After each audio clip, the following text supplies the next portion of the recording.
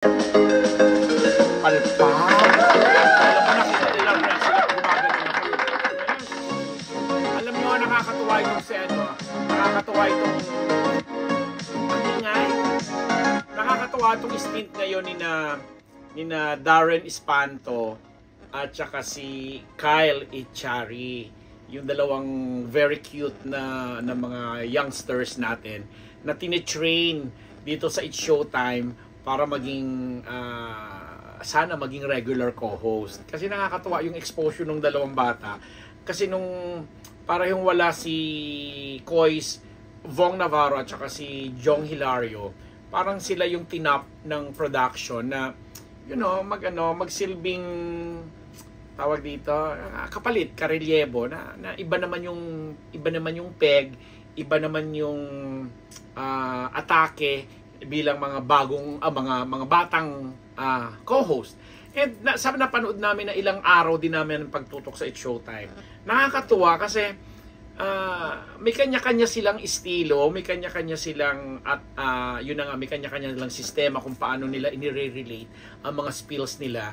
And very talented na pareho dahil alam naman natin pareho silang singer. Although syempre mas lamang nga itong si Darren kasi bukod sa talaga namang yung talagang forte niya, ginawa pa siyang hurado sa Tawag ng Tanghalan. Samantalang si Kyle, kahit alam natin galing din siya sa The Voice Kids, pero parang pagsayaw at pag-arte yung kanyang gustong puntahan. And nang pinagsama sila together sa It's Showtime, lumabas yung iba nilang talent, skills. Especially unahin natin si Darren na ang daming naaliw sa kanya, nag-viral yung video ng panggagaya niya kina Gary Valenciano at saka kay Eric Santos. Fairness dito sa bagets na to, kuhang-kuha niya talaga yung ang bilis ng shifting nung kung paano niya ginagaya yung pagkanta, yung isa ilang pagkanta ni Gary na may giniginig at ibabuo habang si Eric Santos naman na kahit nandoon naguhurado sa Tawag ng Tanghalan, mararamdaman mong alam mo yon, naaaliw siya, hindi siya naiinsulto dun sa ginagawa o sa pinapakita ni Darren habang ginagaya siya. On the other hand, ano bang oras doon at hindi mo ko on the other hand, si Kyle naman is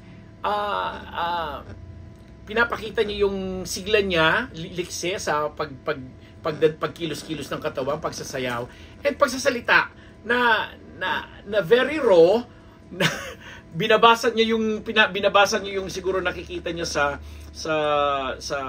ano tawag dito, yung sa monitor, yung spills binabasa niya. Pero nakakatawa lang lalo pa pag ang kasama nila is si Meme Vice na ginaguide sila properly. Ang daming mag-a-agree siguro na mga nanonood ng It's Showtime, marami mag-a-agree sa akin na mga bagets na nakaka-obserba ng gano'n kasi yung siguro yung hindi lang yung training, hindi lang yung workshop, lumalabas kasi again with all due respect sa mga ibang batang host ngayon, iba kasi talaga yung disiplina, iba kasi talaga yung pag-hone ng skills and talents ng mga batang artista na to na eventually pumapasok sa ibang field para siyempre tuklasin kung kakayanin nila ang ganung gawain. And sa palagay namin, sa binibigay na exposure dito kina Darren at Kyle, sana nga isa kami sa nananawagan ng Betable Channel na makita itong ganitong oportunidad, makita ang ganitong talento ng dalawang batang ito sa programa nila,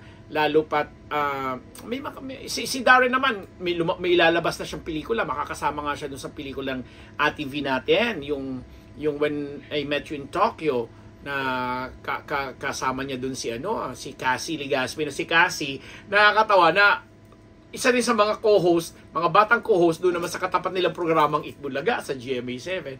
So, masarap pa panuorin kasi alam natin na kahit may kompetisyon, kumbaga, pagdating sa viewership, may kanya-kanya silang hatak. And si Kyle, bukod sa pag-host, napapanood rin siya dito sa Senior High. Ito yung latest na pinakabagong series na pumalit sa Dirty Linen. Kasama niya sina Andrea Brillantes, sila Elijah Canlas, si Jan Haranilla, si Cyril Manabat, mga bagets. And ang ganda ng exposure na niya rin dito kasi talaga naman magaling, very promising siya as an actor kasi sa dami na rin namang ginawa niya mga series sa I Want, sa Kapamilya ay pinakita rin naman talagang niya may kakayahan siya. But this hosting na ginagawa nila kasama yung tandem nila, alam mo, nakakatuwa nga kasi parang yung tandem ni Jong Hilario at saka ni Vong Navarro na ating mga koisyan, talaga alam mong iba, nagsimula sila sa mga popular na mga dancer na naging mga award-winning actors. Parang ganun din yung gusto naming makitang path na tatahakin itong dalawang equally gwapo, parehong matangkad, bagets, na sana ma-develop pa in years. And yes, mapansin at mabigyan pa sana sila ng mas marami pang exposure in terms of hosting. Tama, sa dami na rin naman, hindi namin sinasabing tanggalin na si Darren sa pagiging hurado niya sa tawag na tanghalan kasi iba naman yung input na naibibigay niya bilang batang singer, but yung hosting kasi ang tinitingnan natin at yung tandem nilang dalawa, kumbaga love team nilang dalawa ni Kyle Echari na nakakatuwa panoorin. Kumbaga dapat talaga nagde-develop ng mga batang host ngayon. Kagaya nung kung paano lang dinidevelop yung Isip Bata, Mini Miss You, na kagaya ni Nakulot, ni Jace, ni Argus, ni Imogen, at saka mga iba pang nakakasama nila doon na alam natin may mga future ito sa larangan ng, alam mo, yung pagbibigay kasiyahan sa atin. And on that note, pansamantala kami magbababay at congratulate ulit namin ng It's Showtime kasi naka-develop na naman, naka-discover na naman kayo na mga in the future ay tatangkilikin natin ang mga bagong host ng programa. Ako po ang inyong lingkod, Papa Unbettable Ambet Nabus.